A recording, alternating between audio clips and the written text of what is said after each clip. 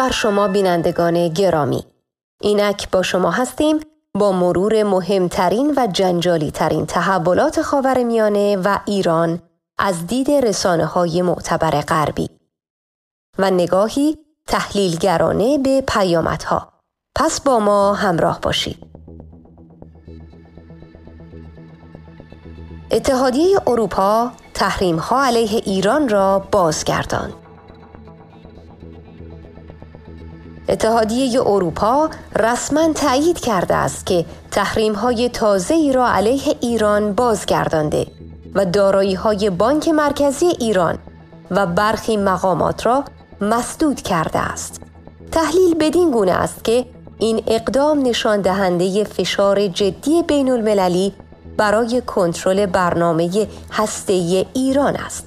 از یک سو این فشارها می‌تواند تهران را مجبور به مذاکره کند، اما از سوی دیگر ممکن است روندی را آغاز کند که ایران را در موضع مقاومت بیشتر قرار دهد و توازن منطقه‌ای را متزلزل کند. اعدام یک متهم محکوم به جاسوسی.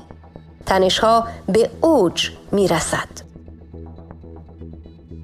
ایران اعلام کرده است که بهمن چوبی اصل متهم به همکاری با موساد به دار آویخته شده است. تحلیل بدین گونه است که اجرای حکم در این سطح علاوه بر تأثیر بازدارنده داخلی پیامی آشکار به دشمنان منطقه‌ای است. دستگاه امنیتی ایران آماده برخورد قاطعانه است. اما از نظر بین المللی این اقدام با انتقادات حقوق بشری روبرو خواهد شد و بهانه‌ای به منتقدان می‌دهد تا تهران را متهم به نقض قانون بین الملل کنند.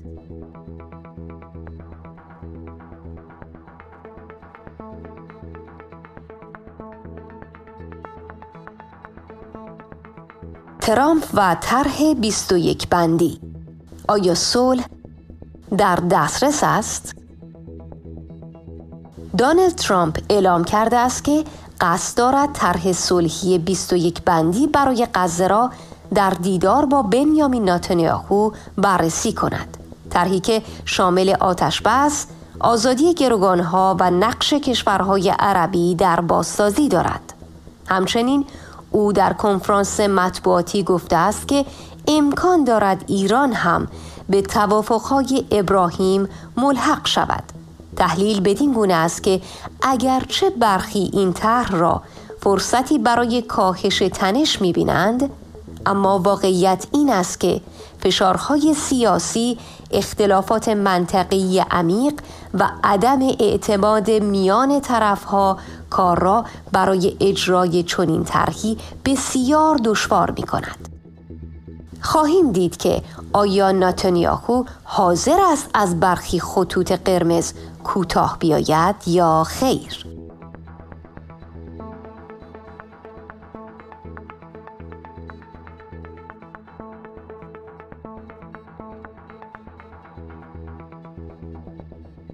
نتانیاهو بابت حمله به دوحه ابراز پشیمانی کرد.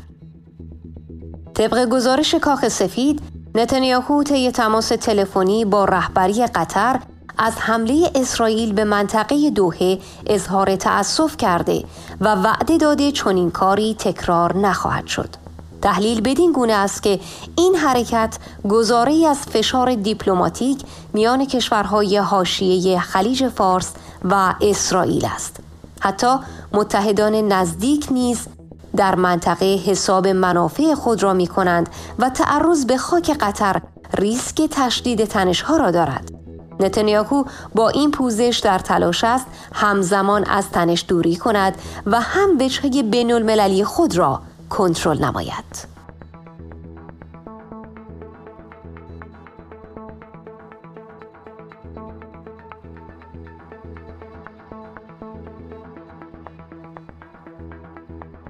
پیشرفت مذاکرات آتش‌بس، احیای امیدها. کاخ سفید گزارش داده است که طرفین اسرائیل و حماس به توافق بسیار نزدیکند. تحلیل بدین گونه است که اگر این توافق به سرانجام برسد میتواند پنجره‌ای برای کاهش خشونت و همینطور بازسازی باشد. اما تاریخ نشان داده که آتش‌بس‌ها اغلب شکننده‌اند و در صورت وجود محرک‌های فشار و شکست در اعتمادسازی بازگشت درگیری سریع خواهد بود. واکنش اروپا: هر تلاشی برای دیپلماسی ادامه دارد. کشورهای آلمان، فرانسه و بریتانیا برخلاف بازگشت تحریم‌ها تأکید کردند که راه دیپلماسی هنوز بسته نشده است و از ایران خواستند تنش‌زایی نکند. تحلیل بدین گونه است که این پیام دو وجه دارد: هم نشان دهنده تمایل اروپا به مدیریت بحران و هم تأکیدی بر آن است که جنگ افروزی و تنش‌زایی بیشتر نمی‌تواند راه حل مناسبی باشد. اروپا تلاش می‌کند نقش میانه روتری بازی کند، نه کاملا موافق تحریم هاست و نه بی تفاوت نسبت به تهدیدات منطقه‌ای. ایران این روزها در مرکز تحولات منطقه‌ای و بین‌المللی قرار دارد. تحریم‌های تازه، اعدام‌های پرسر و صدا و مذاکرات صلح همگی پارامترهای کلیدی رقابتی قدرت در خاورمیانه به شمار می‌آیند. آینده منطقه حالا بیش از هر زمان دیگر به تصمیمات تهران، تل‌آویو و واشنگتن گره خورده است.